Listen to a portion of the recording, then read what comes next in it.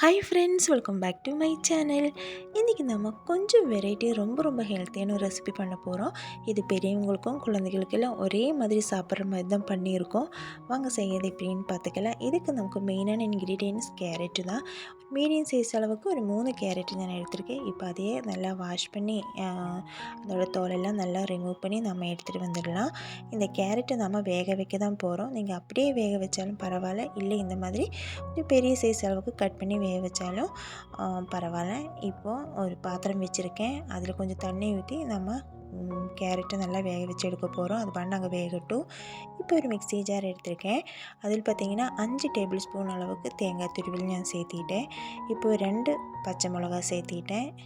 2 பல்லு சின்ன வெங்காயம், ஒரு துண்டு இஞ்சி சேர்த்தி இப்போது ஒரு கைப்பிடி அளவுக்கு கொத்தமல்லி சேர்த்திட்டோம். இப்போ இதுக்கு தேவையான சால்ட்டு சேர்த்திட்டோம். ஒரு 1/4 ஸ்பூன் அளவுக்கு சால்ட்டு சேர்த்தி ஒரு 3 டேபிள் ஸ்பூன் இல்லைன்னா 4 டேபிள் ஸ்பூன் அளவுக்கு தண்ணி ஊற்றி நம்ம இதையே அரைச்சி எடுத்துகிட்டு வர போகிறோம். ரொம்ப மையாக அரைக்காமல் கொஞ்சம் கரகரப்பாக நான் அரைச்சி எடுத்துருக்கேன். ரொம்ப தண்ணியும் ஊற்றவே இல்லை. இப்போ அடுப்பு பற்ற வச்சு ஒரு கடாயை வச்சுருக்கேன். ஒரு டேபிள் ஸ்பூன் ஆயில் ஊற்றிட்டேன். கொஞ்சம் கடுகு சேர்த்திட்டேன். கடுகு நல்லா புரிஞ்சு வரும். ஒரு டேபிள் ஸ்பூன் அளவுக்கு உளுந்தம்பருப்பு சேர்த்தி கொஞ்சம் கருவேப்பிலை, ஒரு வரமிளகாய் சேர்த்தி நல்லா ஃப்ரை பண்ணி எடுத்துட்டோம். இப்போ இதே நம்ம இந்த சட்னியில் போட்டு நம்ம நல்லா மிக்ஸ் பண்ணி எடுத்துடலாம். அது பண்ண அங்கே ஓரமாக இருக்கட்டும். நம்மளோட கேரட் என்னாச்சுன்னு பார்த்துக்கலாம். இப்போ இந்த கத்தியோ இல்லைன்னா ஸ்பூன் இந்த மாதிரி ஏதோ ஒன்று வச்சு நீங்கள் பாருங்கள், நல்லா வெந்திருக்கு.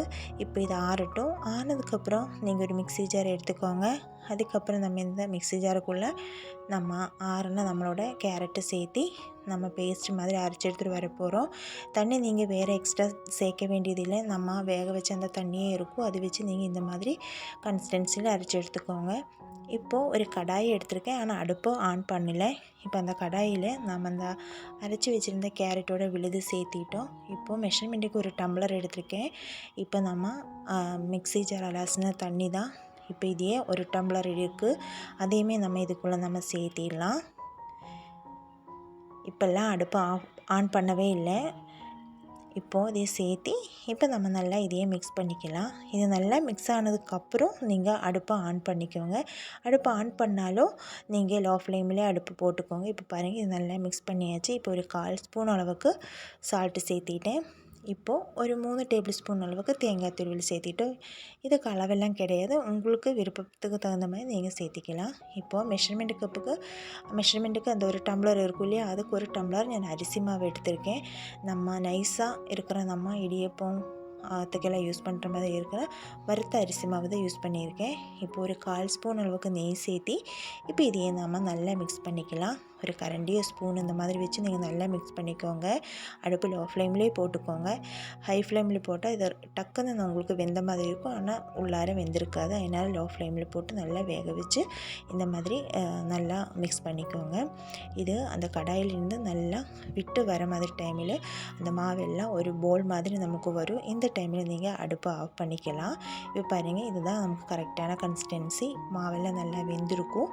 இப்போ இதையே அதே கடாயில் நீங்கள் வைக்க வேண்டாம், வேறு பவுலுக்கு மாற்றிடலாம். அதை மாற்றி அது நல்லா ஆறினதுக்கப்புறம் நம்ம பார்த்துக்கலாம். இப்போ இது நல்லா ஆறி வந்திருக்கு. இப்போ கையில் கொஞ்சமாக நான் தண்ணி எடுத்திருக்கேன்.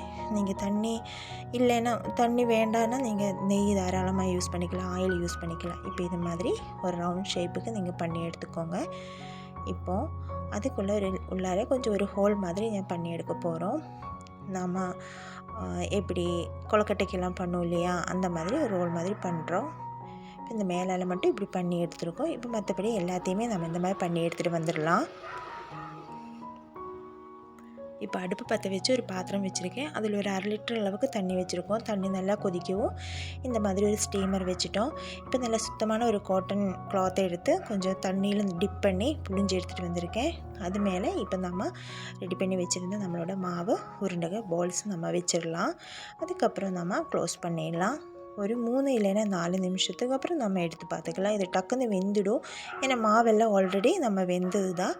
ஒரு வாட்டியும் கூட நம்ம ஸ்டீப் பண்ணி எடுக்க போகிறோம், அவ்வளோதான். இப்போ பாருங்கள், மாவெல்லாம் நல்லா ரெடியாகி வந்துருக்கு நமக்கு. இப்போ இதையே நாம் வேறு பவுலுக்கு நம்ம மாற்றிடலாம். ஒவ்வொன்றா நீங்கள் மாற்றிக்கோங்க.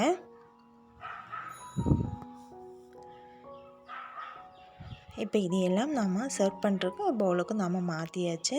இது மாற்றினதுக்கப்புறம் நம்ம ரெடி பண்ணி வச்சுருந்த நம்மளோட கொத்தமல்லி சட்னி உள்ளார இந்த மாதிரி டிப் பண்ண போகிறோம்.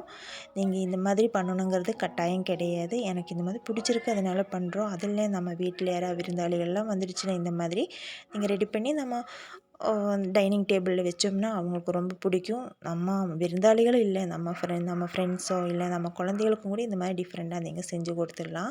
பாருங்கள் எவ்வளோ சாஃப்டான நம்மளோட பிரேக்ஃபாஸ்ட் ரெடி ஆகிடுச்சு. சாஃப்ட்டும் ஹெல்த்தியான பிரேக்ஃபாஸ்ட் நமக்கு ரெடி ஆகிடுச்சு. இப்போது அந்த மாவும் ஃபுல்லாக நான் வேக வச்சு எடுக்கல. இப்போ 2 போர்ஷனாக செய்ய போகிறோம். இது 2வது அடுப்பு பற்ற வச்சு வேக வச்சு எடுக்க போகிறோம்.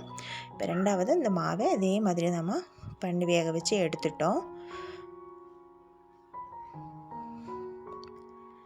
இதையும் நம்ம சர்வ் பண்ணிக்கலாம். இப்போது இதில் கொஞ்சம் உள்ளார கொஞ்சம் தேங்காய் துருவல் சேர்த்து விட்டுட்டோம்.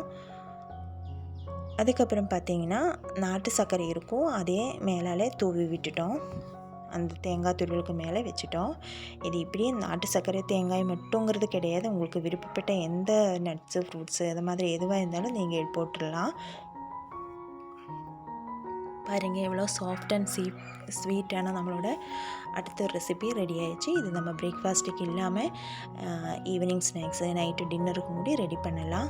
இப்போ காரம் பிடிக்கிறவங்களுக்கு இந்த மாதிரி நீங்கள் செஞ்சுக்கலாம். இல்லை இனிப்பு தான் பிடிக்குன்னா அந்த மாதிரியும் கூட நீங்கள் செஞ்சு எடுத்துக்கலாம். உங்கள் குழந்தைகளுக்கு உங்கள் ஃபேமிலிஸுக்கு எது பிடிக்குமோ அந்த மாதிரி நீங்கள் செஞ்சு எடுத்துக்கலாம். மெயினாக நம்ம ஒரே ஒரு இன்க்ரீடியன்ஸ் வச்சு நம்ம 2 ரெசிபி நம்ம பண்ணியிருக்கோம். உங்களுக்கு ரெசிபிஸ் பிடிச்சிருந்தால் மறக்காமல் லைக் பண்ணுங்கள். பார்க்குறது மட்டும் இல்லாமல் நீங்கள் மறக்காமல் செஞ்சு பார்த்துட்டு ஃபீட்பேக் சொல்லுங்கள். அது இல்லாமல் என்னோடய சேனல் நீங்கள் ஃபஸ்ட் டைம் தான் விசிட் பண்ணுறீங்கன்னா கொஞ்சம் நல்ல ஹெல்த்தியான வீடியோஸ் எல்லாம் இருக்குது, அதெல்லாம் போய் பாருங்கள். சேனலுக்கு சப்போர்ட் பண்ணுங்கள். இனி நாளைக்கு வேறு புது ரெசிபி ஆகிட்டு வரேன். டாடா பாய்.